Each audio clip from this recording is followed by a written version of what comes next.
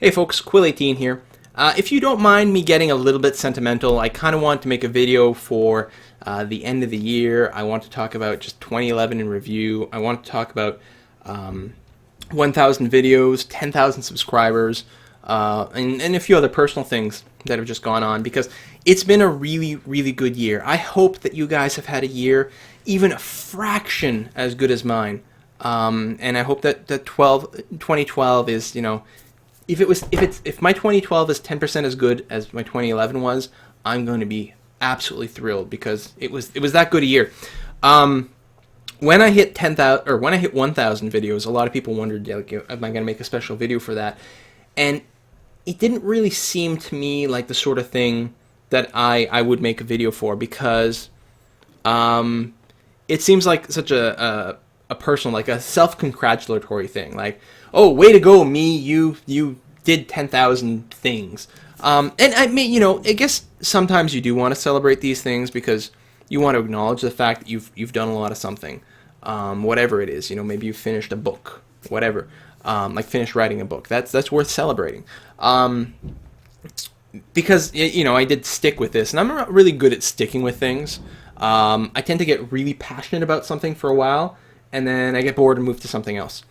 But it still didn't feel like the right sort of thing. But hitting 10,000 subscribers is a whole other something, because it's not about me. 10,000 subscribers is not something that I did. It's about all you guys hitting the subscribe button, which is not something I can do. And it's about you guys enabling something that I wanted to accomplish with the channel, which was to build a community of gamers. Gaming tends to be a solitary pursuit. Even if you're playing a multiplayer game, it just tends to be you sitting in an empty room, whacking on your keyboard, and not necessarily connecting with other people with similar interests. There's so many people out there in everyday life who aren't gamers, and it's hard to find people to connect with. And so I'd always hoped to sort of build a community around that, and that's really happened this year. Both on YouTube, both on towerdive.com and the forums, and starting things there, and doing things like playing D&D with people that I met online, and anyway, that's just really, really, really cool. Recently, it also enabled me to get Partner, which I can't talk about the details. I'm just not allowed, but I'm going to say it's not going to feed me, but it means that I can kind of justify the fact that I bought a new computer this year to do more videos. I bought that in January, ages ago. I didn't really need it to play games, but I wanted to be able to play some of the higher end games and record at the same time, which is not something that I could do initially. So, and so then I felt a little less crazy about having done that. I bought the microphone, the webcam, a new router, so then I could start live streaming. None of those things will really be paid for by the partnership anytime soon, but it means I can kind of excuse it, and I like that. And again, that's not something that I could do directly. That happened because of the communities that are built on YouTube, because people participate in YouTube, people could therefore turn around and just set up this partnership thing. And all that, like, that's the thing. Like, I feel like 1,000 videos is sort of something that I could do, but everything else is luck. And I think that a lot of success is luck. Like, you have to work hard, but working hard means that you're more likely to be in the right place at the right time when lightning strikes. The good kind of lightning, not the kind that makes your hair fall out. And yeah, I guess that's it. And I do feel incredibly lucky. And it's not the first time the internet's been really good to me. A few years ago, I made a website, and in 2006, it was the 4th fastest growing website in the world. The list went Photobucket, MySpace, Facebook, my website, and in fact, my numbers were, I think, exactly the same as Facebook, basically. Now, Facebook's done a little bit better than I have, but it was still pretty incredible. It was an incredible ride at the time, and I guess as good as it felt, after that, you're sort of just left with a sense of, The greatest thing I will ever do, I've already done. I did it at 25.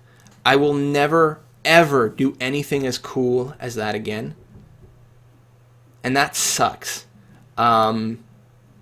Creative people, I think, are some of the more broken people in the world, because it's kind of like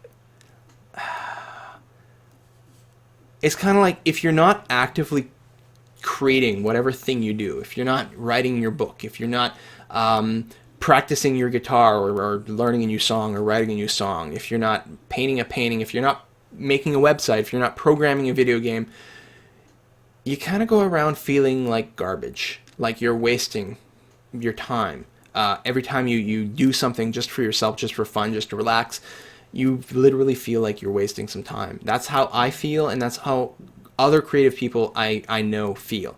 And I don't think I'm creative in the conventional sense. Like, I certainly can't draw, and while I sort of like to write a book, it's not really a big full-time aspiration, but I like programming a lot, and I like making websites. And especially having made one big website once that was very successful, I'm like, well, I should be doing that again.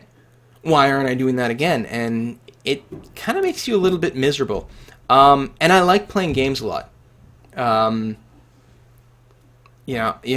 do. I think they're an art form. I think they're culturally significant. I think they're important.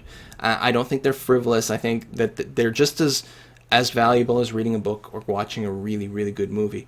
And so, anyway, YouTube lets us share that with other people, and making and what it's enabled me is the ability to be productive while playing a game. That I can play a game, record it, create something at the end of it, upload it to YouTube, and say, I did this thing, and I feel good about myself for it, and sharing that experience with other people. It ties it all in, and the only reason it exists is because of you subscribers, and because of your existence, and that's awesome, and thank you for that. And yeah, so that's the big reason 2012 was really awesome.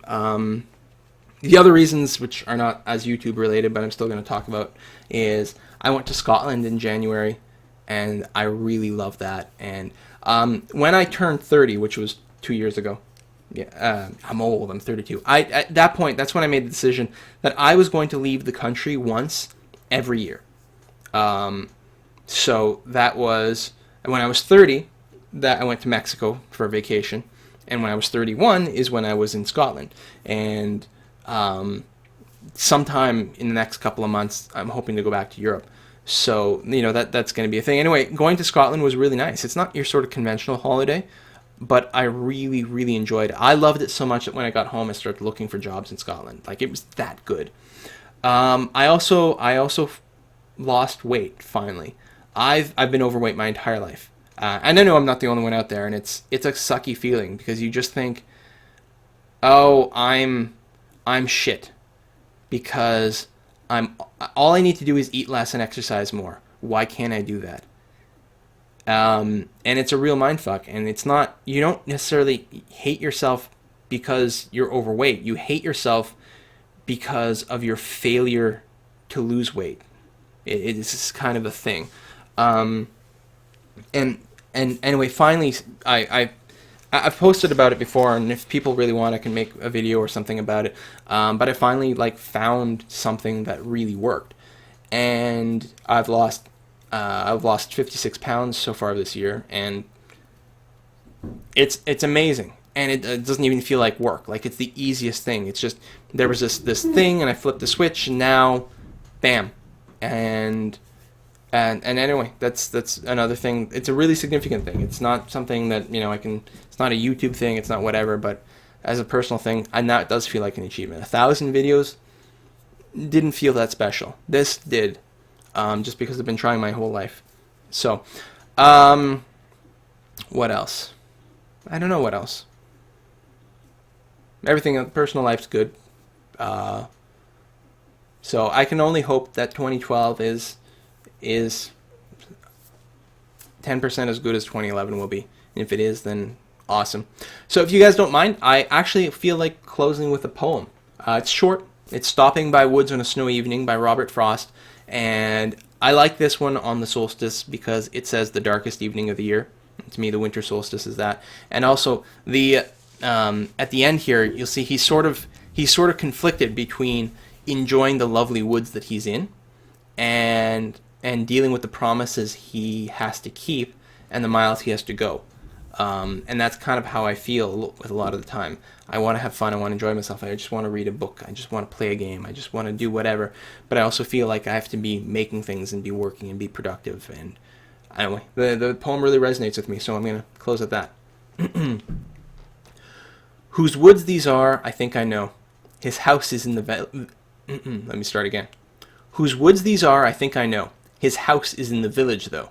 He will not see me stopping here to watch his woods fill up with snow.